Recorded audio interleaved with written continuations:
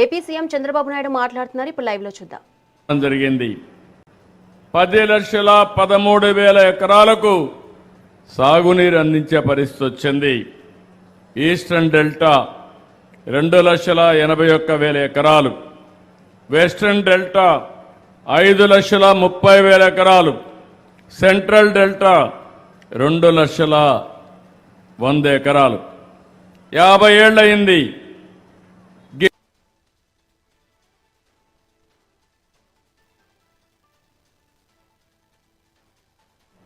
32.28 లక్షల క్యూసిక్స్ వరద తట్టుకునే విధంగా ఆ నిర్మాణం జరిగింది.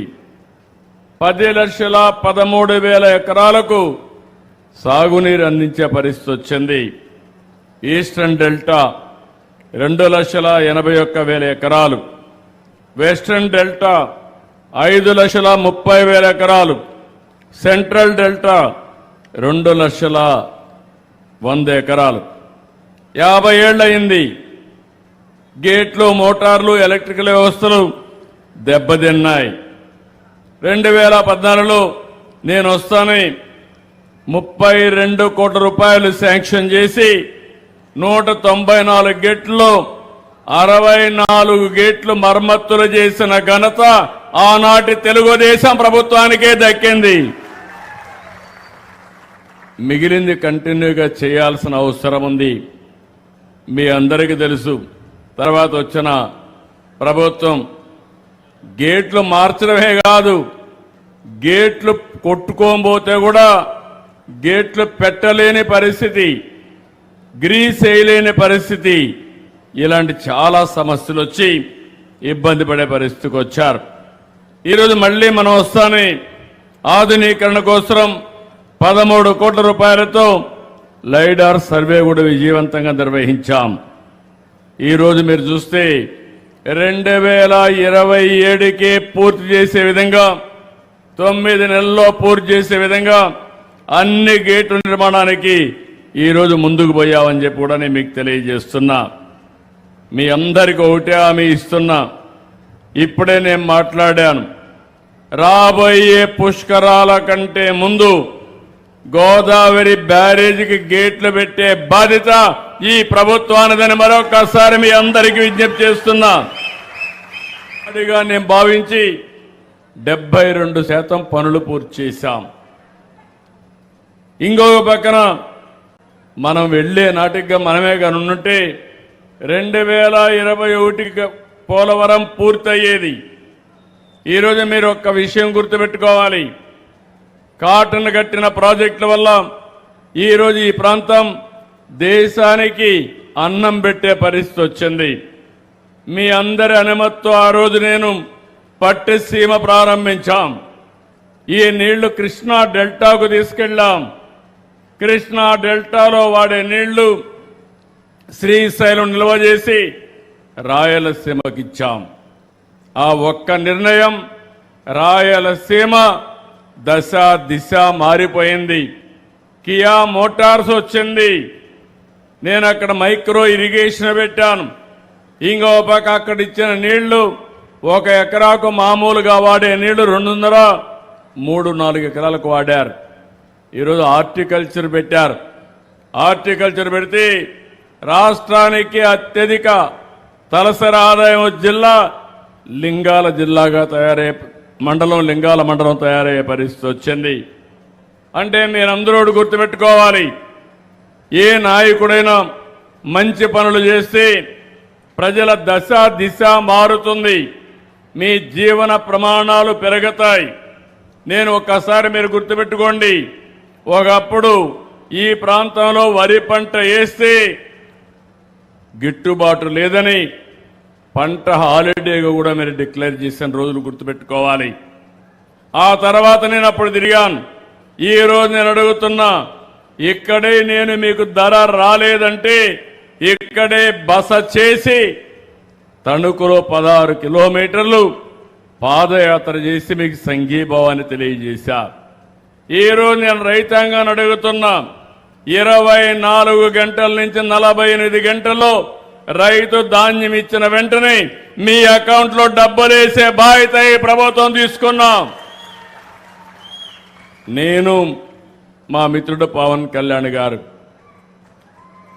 జనసేన, తెలుగుదేశం పార్టీ, బీజేపీ 3 పార్టీలు కలిశాం. ఆ రోజు ఒకే మాట చెప్పాం, రాష్ట్రాన్ని పునర్నిర్మాణం చేయాలి, విధ్వంసం నుంచి వికాసం వైపు నడిపిస్తానని చెప్పాం. ఆ మాట నిలబెట్టుకున్నాం. సంక్షేమ కార్యక్రమాలు చరిత్రలో ఎప్పుడూ ఇవ్వని విధంగా ఒక తేదీ అంటే ఆ డేట్లో సంక్షేమ కార్యక్రమాలు ఇచ్చిన ప్రభుత్వం ఈ ఎన్డీఏ ప్రభుత్వం అని చెప్పి కూడా నేను మీకు తెలియజేస్తున్నా. మొన్ననే అన్నదాత సుఖీభవ ఇచ్చాం. ఈ నెల మళ్ళా సిద్ధమయ్యాం. మా ఆడబిడ్డలకి తల్లికి వందనం కింద ఎంతమంది పిల్లలుంటే అంతమందికి 15,000 రూపాయలు మీ అకౌంట్లో వేసే బాధ్యత ఈ ప్రభుత్వం తీసుకుంటున్నాం. మొదలు తారీఖున పేదల సేవ 4,000, 6,000, 10,000, 15,000 నేను ఛాలెంజ్ చేసి అడుగుతున్నా. ఒక భారతదేశంలోనే కాదు, ప్రపంచంలో ఎక్కడ కూడా ఇవ్వని విధంగా సంక్షేమ కార్యక్రమాలు ఇచ్చాం. ఈరోజు ఒక పక్క సంక్షేమ కార్యక్రమాలు ఇచ్చాం, ఇంకో పక్క అభివృద్ధిని పరిగెత్తిస్తున్నాం. ఏదైతే గోదావరిలో మీరు చూస్తే ఆ రోజు ఏదైతే అతి విలువైన డయాఫామ్ వాల్ 440 కోట్ల రూపాయలు ఖర్చు పెడితే దాన్ని కాపాడలేకుండా గోదావరి పాలు చేసే పరిస్థితికి వచ్చారు. ఈరోజు మళ్ళీ 990 కోట్లు పెట్టాం. పని పూర్తయింది. ఇప్పటికి 89% పనులు పూర్తయినాయి. నేను ఈరోజు హామీ ఇస్తున్నా, రేపు మార్చి లోపల పనులు చేసి నిర్వాసులందరూ ఆనందంగా ఉండేట్టుగా చేసి ఆ ప్రాజెక్టును జాతికి అంకితం చేస్తామని మరొక్కసారి మీ అందరికి విజ్ఞప్తి చేస్తున్నా. అలాంటి విలువైన ప్రాజెక్టు దీనికోసం మీరు చూస్తే 2 ఏళ్లలో 24,000 కోట్ల రూపాయలు సాగునీటి కోసం ఖర్చు పెట్టాం. మొన్నే తుంగభద్ర గేట్స్ కుట్టుకోబోతే 36 గేట్లు మళ్ళీ రిపేర్ చేసి అవన్నీ కూడా పూర్తి చేశాం. ఇప్పుడే పట్టిసీమ విషయం చెప్పాను. ఈ పట్టిసీమ వల్ల జీవితాలు మారిపోయే పరిస్థితి వచ్చింది. 12 ఏళ్లకు ఒకసారి గోదావరి పుష్కరాలు వస్తాయి. 2 పుష్కరాలు నేనే చేశా ముఖ్యమంత్రిగా. మళ్ళీ 3వ పుష్కరాలు మళ్ళీ రాబోయే సంవత్సరం గోదావరి పుష్కరాలు అత్యంత వైభవంగా చేసే బాధ్యత ఈ ప్రభుత్వం తీసుకుంటుందని చెప్పి నేను మీకు అందరికీ తెలియజేస్తున్నా. ఎందుకు నేను ఈ మాట వాడుతున్నానంటే, మనమందరం కూడా నదులను పూజించడం, ప్రకృతితో అనుసంధానం కావడం మన వారసత్వం, మన సంస్కృతి. అలాంటిది మొట్టమొదటిసారిగా నిర్వహించినప్పుడు ఘనంగా ఎక్కడికక్కడ ఘాట్లన్నీ కట్టాం. నేను ఈరోజు ఇంకొక విషయం కూడా మీరు గుర్తుపెట్టుకోవాల్సింది, ఒక పక్కన రాజమహేంద్రవరం పేరు కూడా పోయిన పుష్కరాలు నేనే పెట్టా, ఇంకొక పక్క కొవ్వూరు, ఇంకొక పక్క పోలవరం వరకు వెళ్తే పోలవరం కూడా నా పూర్వజన్మ సుకృతంగా భావిస్తున్నా. ఆ ప్రాజెక్ట్ని స్పీడ్గా అమలు చేయడమే కాకుండా పూర్తి చేసి జాతికి అంకితం చేసే అదృష్టం నాకు రావడం ఇది ఒక అదృష్టంగా నేను భావిస్తున్నా. ఈ సందర్భంలో నిన్నే నేను ముంబాయికి వెళ్ళి డిప్యూటీ సీఎం పవన్ కళ్యాణ్ గారిని కలిసి వచ్చాను. ఆయన భుజానికి ఆపరేషన్ అయింది. ఎందుకంటే ఆయనకు ఫ్యాన్స్ ఎక్కువగా ఉంటారు. ఎక్కడికి బయట వచ్చినా తోపుళ్ళు కూడా అట్నే ఉంటాయి. ముందుకు లాగడం మా రాజకీయ నాయకులకు అందరికీ ఉంటాయి, ఆయనకి ఇంకొంచెం ఎక్కువగా ఉంటాయి. దాంతో భుజం కూడా కొంత దెబ్బతినడం, ఆపరేషన్ చేసుకున్నారు, ఫాస్ట్గా కోలుకుంటున్నారు. నేను ఇప్పుడే పనికి వస్తానంటే కాదు జాగ్రత్తగా చూసుకో, రాజకీయం ముఖ్యం, అదే సమయంలో ఆరోగ్యం కూడా ముఖ్యం. ఆరోగ్యం బాగుంటే ఇంకా బాగా పనిచేసే అవకాశం వస్తుందని చెప్పాను. తొందరలోనే ఇంకా ఒక 3 రోజులు అక్కడే ఉండాలి. తొందరలో వస్తాడు. ఆయన, నేను, నరేంద్ర మోడీ గారు ఒకటే ఆలోచిస్తున్నాం.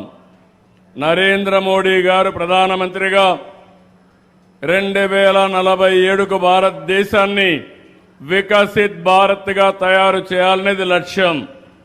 నేను, పవన్ కళ్యాణ్ గారు 2047కి స్వర్ణ ఆంధ్రప్రదేశ్గా తయారు చేయాలనేది మా లక్ష్యం. అందుకే 36 ప్రాజెక్టుల్ని పూర్తి చేస్తున్నాం. నాకెప్పుడు కూడా గోదావరి జిల్లాలంటే ఇప్పుడే కాదు, మొదటి నుంచి కూడా నా రాజకీయ జీవితంలో గోదావరి జిల్లాలు ఎప్పుడు కూడా నన్ను ఆశీర్వదించాయి.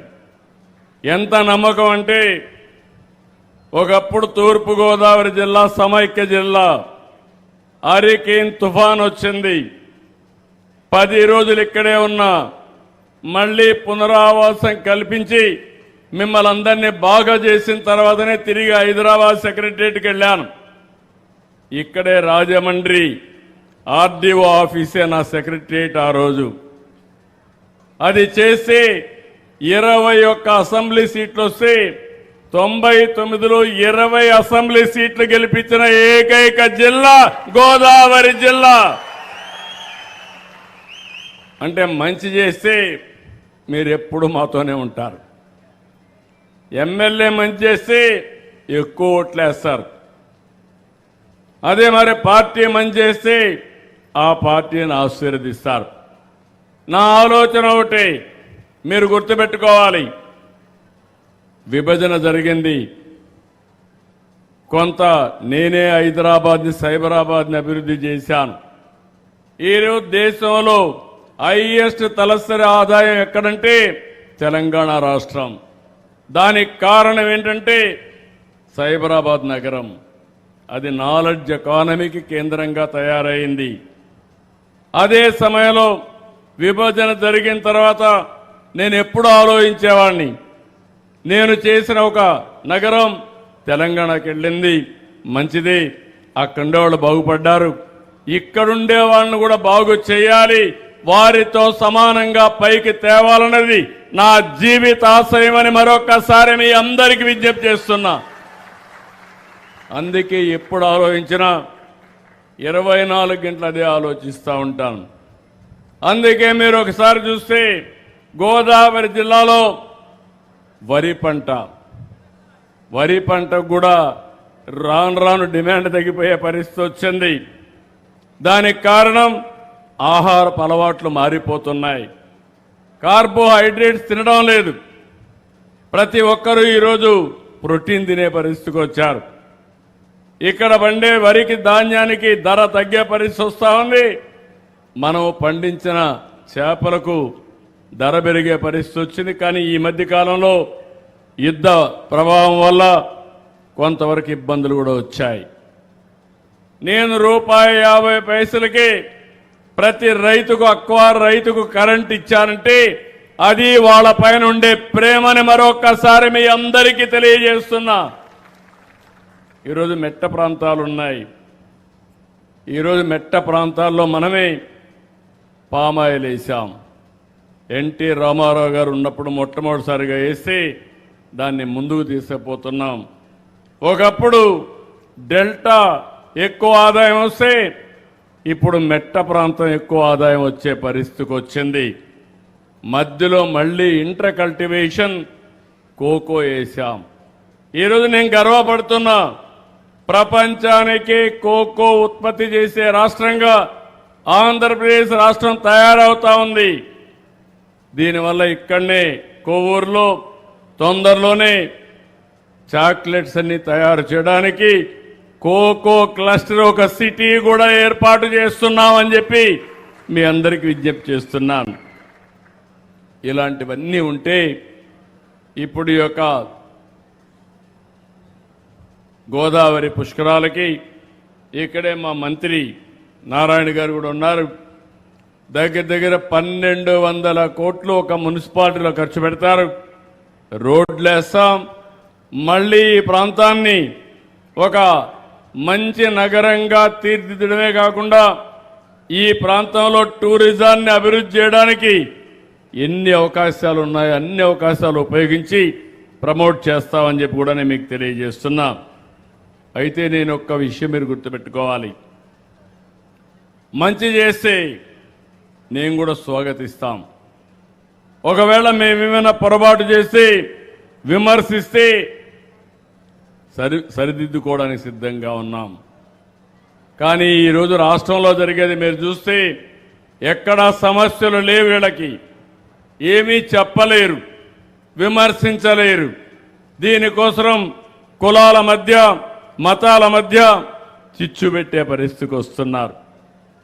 మొన్నటి వరకు రాష్ట్రంలో గంజాయి పెంచే పరిస్థితికి వచ్చారు.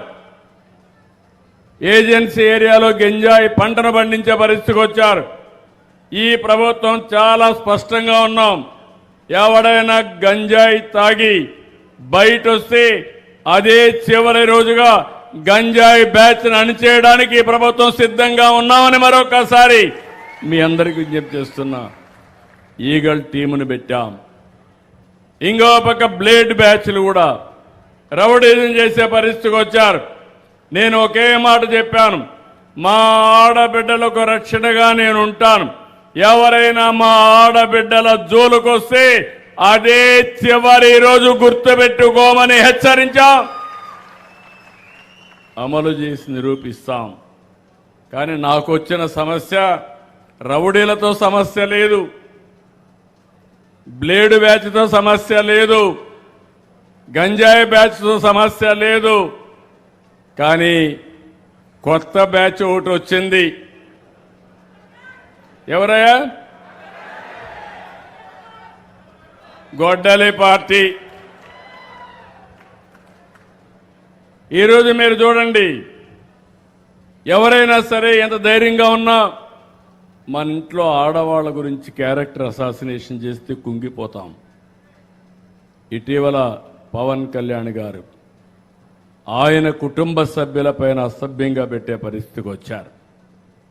మాట్లాడితే ఎవరైతే పెట్టారో ఆయన్ని సపోర్ట్ చేసే పరిస్థితికి వచ్చారు నాయకులు.